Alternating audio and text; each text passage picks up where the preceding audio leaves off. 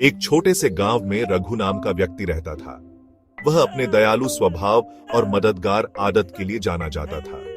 जो भी उसे मदद के लिए बुलाता, वह बिना सोचे समझे उनकी सहायता करता। लेकिन धीरे धीरे रघु को महसूस हुआ कि लोग उसका सम्मान नहीं करते, बल्कि उसका फायदा उठाते हैं।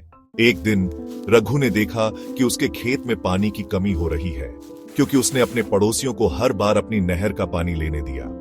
अब जब उसे खुद पानी की जरूरत पड़ी तो किसी ने उसकी मदद नहीं की। वह मायूस होकर अपने गांव के एक बुजुर्ग संत बाबा हरिदास के पास गया। बाबा, मैं हमेशा दूसरों की मदद करता हूं, लेकिन जब मुझे जरूरत होती है तो कोई मेरे साथ नहीं खड़ा होता। क्या मैं कुछ गलत कर रहा हूं? मुस्कुराते हुए, बेटा, एक कहानी सुनो, उन्होंने बताया। एक समय की बात है, एक जंगल में एक विशाल पेड़ था।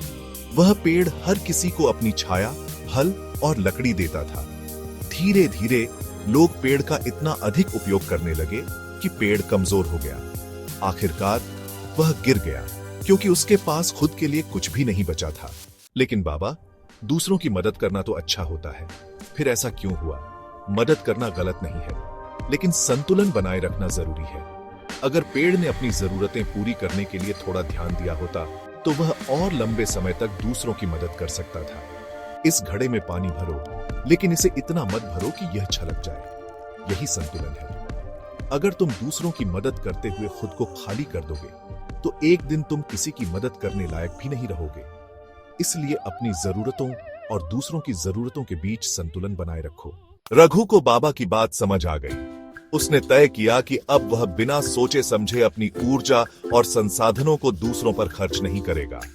उसने नहर के पानी का इस्तेमाल सबसे पहले अपने खेतों के लिए किया और फिर जो बचा उसे पड़ोसियों को दिया। धीरे धीरे गांव के लोग भी समझ गए कि रघु सही कर रहा है। अब वे उसकी मदद का सम्मान करते और जरूरत पड़ने पर उसे भी सहयोग देते।